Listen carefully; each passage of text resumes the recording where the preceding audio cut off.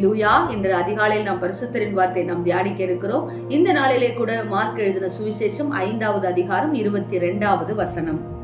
அப்பொழுது ஜெப ஆலய தலைவரில் ஒருவனாகிய யவீரு என்பவன் வந்து அவரை கண்டவுடன் அவர் பாதத்திலே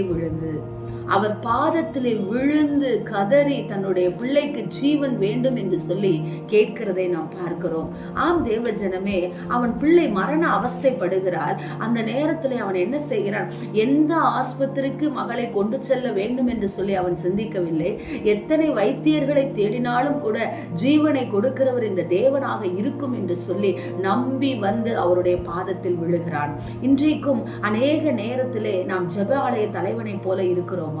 இன்றைக்கு நாம் அவருடைய பாதத்தில் விழுந்து, என்னால ஒண்ணும் முடியாதுப்பா, எல்லாரும் என்னை கைவிட்டுட்டாங்க, இந்த சூழ்நிலை மாறுவது உம்மால் மாத்திரமே முடியும் சுவாமி என்று சொல்லி கேட்கிறவர்களாய் நீங்களும் நானும் இருக்கிறோமா என்று சொல்லி சற்று ஆராய்ந்து பார்ப்போம்.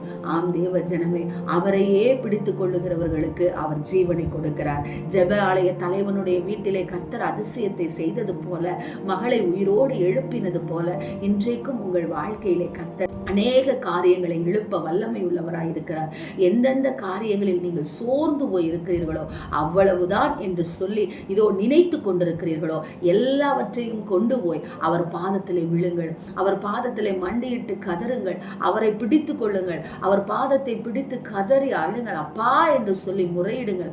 ஆண்டவரே, உங்களை விட்டா எனக்கு வேற யாருமே இல்லையப்பான்னு சொல்லி புலம்புங்கள். நான் தலைவன் என்ற பெருமை இல்லாதபடிக்கு ஜெபாலய தலைவன் எப்படி கர்த்தருடைய பாதத்தை பிடித்தானோ அதுபோல நீங்களும் பிடித்து கொண்டு உங்கள் ஆசீர்வாதத்திற்காக, அற்புதத்துக்காக தேவ சமூகத்திலே காத்திருந்து இந்த நாளை தொடங்குங்கள். ஆமேன். ஸ்தோத்திரம். தகப்பனே, எங்களால் எதுவும் முடியாது ராஜா, உங்களால் தான்ப்பா எல்லாமே முடியும். அப்பா ஸ்தோத்திரம். அநேக நேரத்தில் நாங்கள் அநேக மனுஷர்கள், அநேக ஆண்டவரே மந்திர தந்திரங்கள், அநேகருடைய ஆலோசனைகளை நாங்கள் பின்பற்றுகிறோமே ஒழிய, ஆனால் உங்களை நாங்கள் மறந்துடுறோம்ப்பா.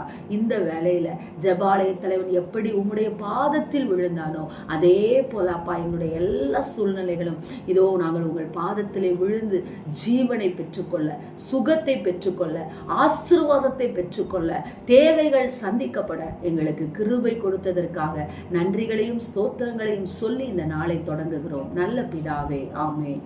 Praise the Lord. ஹல்லேலூயா.